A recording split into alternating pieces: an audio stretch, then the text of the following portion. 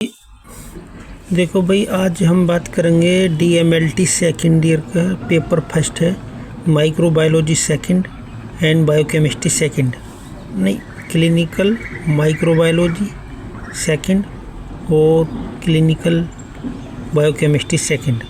ये सेकंड इसलिए बता रहा हूँ मैं क्योंकि फर्स्ट जो है वो DMLT फर्स्ट ईयर में पढ़ लिया, अब सेकंड ईयर में है तो इसलिए सेकंड का निशान आता है इसमें लिख के, ठीक है ना।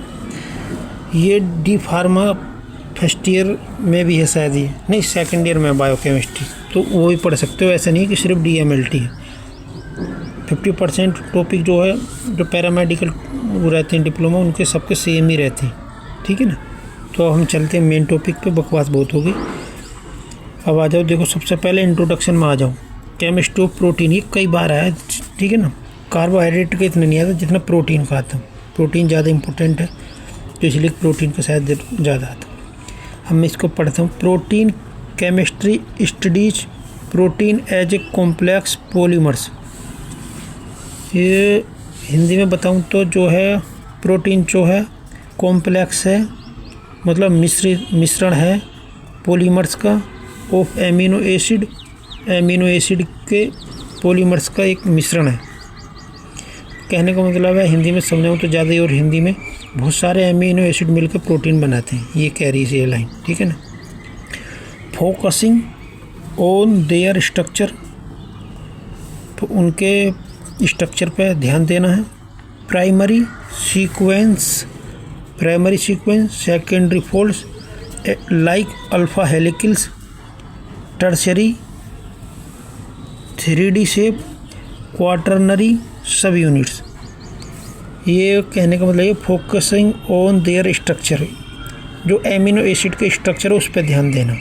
ये प्रोटीन के स्ट्रक्चर की बात नहीं कर रहा, यहाँ पे उसकी बात कर रहा है एमिनो एसिड की, क्योंकि प्रोटीन तो एक बड़ी चीज़ है, लेकिन प्रोटीन के अंदर तुम पढ़ोगे तो सब एमिनो एसिड के बारे में पढ़ाया जाता है। जैसे कि प्राइमरी सीक्वेंस, सेकेंडरी फोल्ड और like alpha helicals, tertiary 3D और शेप और क्वाटरनरी सब यूनिट्स। जो मैं बता रहा हूँ ये कंफर्म भी नहीं हो सकता यार, मेरे को थोड़ा डाउट लग रहा है जो मैंने अभी बताई, हो सकता है ये प्रोटीन्स के बारे में भी हो, ठीक है ना। क्योंकि ये सब ये जैसे सेकेंडरी फोल्ड्स बता रहा हूँ, ये सेकेंडरी फोल्ड्स मिलके ही तो प्रोटीन बनाएगा, ठीक है ना। और जो ये सेकेंडरी फोल्ड्स ये बने होंगे प्रोटीन के, उसके एमिनो एसिड के, ठीक है ना। अब आगे देखो, आगे आ जाओ। केमिकल प्रॉपर्टीज़ में क्या है इसके, पेप्टाइड बॉन्ड्स के द्वारा ये एमिनो एसिड जुड़े रहते हैं बहुत सारे, तो उसी के बारे में बोलो। पेप्टाइड बॉन्ड्स, फंक्शनल ग्रुप में NH2 शायद रहता है इसमें। आगे है एंड फंक्शंस में क्या करते हैं ये, एंजाइम और स्ट्रक्चर और ट्रांसपोर्ट, 3 का काम करते हैं। स्ट्रक्चर बनाते हैं, एंजाइम का काम करते हैं, ट्रांसपोर्ट का काम करते हैं, ठीक है ना। इसका लीवर में हमारे बहुत सारे एंजाइम्स रहते हैं, वो भी प्रोटीन से बनते हैं। स्ट्रक्चर जो हमारी बॉडी मसल्स वगैरह ये प्रोटीन की बनती हैं। ट्रांसपोर्ट जो मतलब ब्लड में कुछ इधर उधर ट्रांसपोर्ट करते होंगे, अब क्या ट्रांसपोर्ट करते हैं वो आगे देखेंगे। आगे है गवर्नड को मतलब एक तरीके से कंट्रोल करते हैं, जैसे समझ लो by the amino acid sequence. आगे लिखो dictated by DNA, governed by the amino acid के सीक्वेंस द्वारा ये क्या होते हैं, कहाँ गवर्नड होते हैं, डिक्टेटेड बाय DNA। यार इस लाइन को मैं समझ नहीं पा रहा, पर DNA से रिलेटेड है कुछ। DNA भी तो जो है प्रोटीन से ही मिलकर बने होते हैं, ठीक है ना। अब आगे चलो,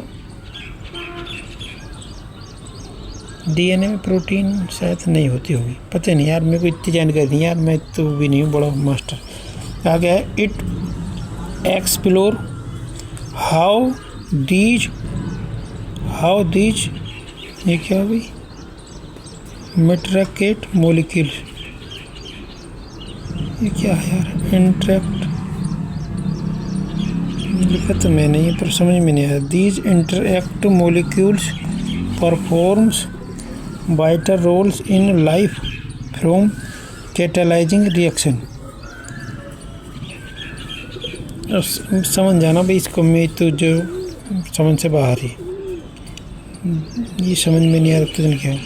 मोलिक्यूल्स परफॉर्म करते हैं वाइटल रोल्स, मतलब बहुत ज़रूरी रोल्स इन लाइफ, जीवन में। फ्रॉम कैटालाइजिंग, मतलब तोड़ने के लिए यूज होती है इसको। रिएक्शन, जो शरीर में केमिकल रिएक्शन चलती है शायद उनको तोड़ने उड़ने के मामले में हो गई है, ठीक है ना। टू फॉर्मिंग, बनाने में। सेल्यूलर स्ट्रक्चर बनाने में। And how they are affected, और ये कैसे प्रभावित करते हैं by things like denaturation. Denaturation के बाद ये कैसे रिएक्ट करते हैं, अफेक्ट करते हैं, उसके बारे में। मतलब जीवन में मतलब क्या क्या वो करते हैं उसके बारे में बता रही है लाइन, ठीक है। सेल्यूलर स्ट्रक्चर प्रोवाइड करते हैं, डीनेचुरेशन करेंगे तो कैसे प्रभावित करेगी, कैटालाइजिंग रिएक्शन करेंगे, ठीक है ना। ये सब है यार, मैं बैठे बैठे थक गया भाई। अब की कंपोनेंट्स में आ जाओ। की components and concept. Amino acid, ठीक है, AAS मैंने लिख दिया इस शॉर्ट फॉर्म में। The building blocks featuring an amino group, ठीक है। एक एमिनो ग्रुप का जो है क्या है, फीचर है बिल्डिंग ब्लॉक्स, किसी चीज़ को बनाना। Carboxyl group, hydrogen and a variable side chain, जैसे R ग्रुप, ठीक है ना। The building blocks featuring featuring an amino group, मतलब एक एमिनो ग्रुप जो है ये जुड़ा रहता है किससे, हाइड्रोजन से, और एक वेरिएबल साइड, एक अलग चेन रहती है। वेरिएबल साइड चेन एक नहीं कई भी हो सकती हैं, जो कि R ग्रुप से जुड़ी रहती हैं। शायद इसका मतलब ये है। पेप्टाइड बॉन्ड में है कोवालेंट बॉन्ड, लिंकिंग, जुड़े रहते हैं। Amino acids into polypeptide chain, मतलब एक बहुत सारी एमिनो एसिड की चेन है जो एक दूसरे से जुड़ी रहती है, ऐसे शायद। पॉलीपेप्टाइड बॉन्ड से मतलब बहुत सारे एमिनो एसिड जुड़े रहते हैं, ये कह रही। जो आगे है एलिमेंट्स का मतलब है यहाँ पर प्राइमरली कार्बन है, इसमें हाइड्रोजन है, ऑक्सीजन है और नाइट्रोजन है। ओफन सल्फर भी है, अक्सर होता है ओपन का मतलब, पर यहाँ पे सल्फर कभी कभी दिखाई देगी तुम्हें, ठीक है ना। मेन तो ये इसमें N का सबसे ज़्यादा बड़ा रोल है, ठीक है। आगे आ जाओ। प्रोटीन स्ट्रक्चर लेवल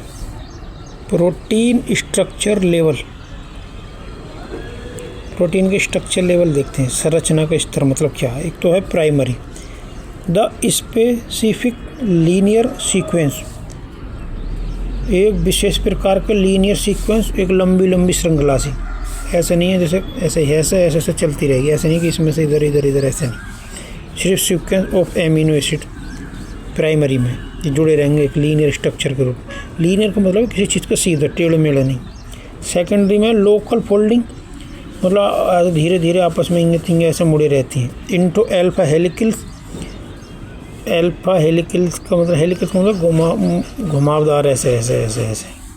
इसका तुमने देखा भी होगा, मैंने तो खैर पढ़ा है डी फार्मा में भी, BSc में भी है शायद इसका, और DMLT में भी। इसकी इमेज देखी होगी तुमने, ऐसे मुड़ी रहती है, उसको बोलते हैं अल्फा हेलिकल।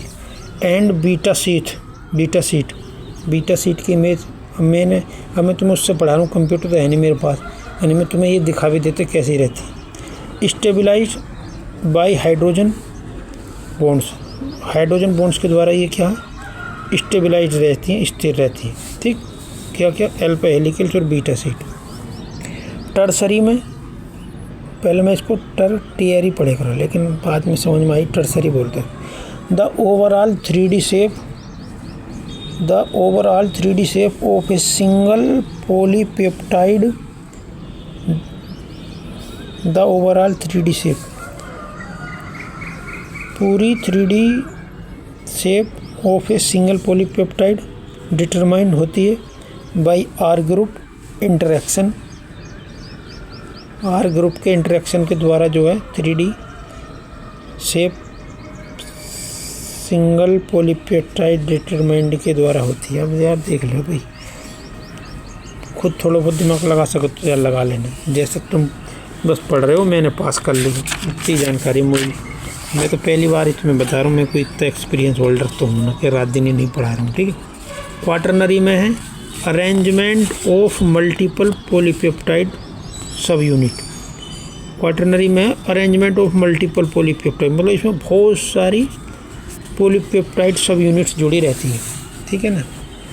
हमने एक चीज़ नहीं लिखी, हमने इनका क्लासिफिकेशन एक दूसरी तरीके से आता है, वो नहीं बताया मैंने, वो नहीं है यहाँ पे। कभी चलो मौका मिलेगा तो बता दूँगा उसको किसी दिन। जो हमारे डी फार्मा में पढ़ाया मास्टर ने हमारे, उस तरीके से मैंने इसमें नहीं लिख रखा, ठीक। पर कोई नहीं, इतना भी लिखोगे तब भी तुम पास हो गए आराम से, चाहे डी फार्मा को हो चाहे DMLT में आ जाए। फंक्शन क्या है प्रोटीन के? Enzyme catalyse metabolic reactions, catalyse metabolic reaction में काम करता है। स्ट्रक्चर में है फ्रॉम टिश्यू, फ्रॉम नहीं फॉर्म होगा, ये फॉर्म टिश्यू बनाते हैं एज ए कोलेजन। ट्रांसपोर्ट में है मूव, ट्रांसपोर्ट में आ जाएगा मूव मोलिक्यूल्स,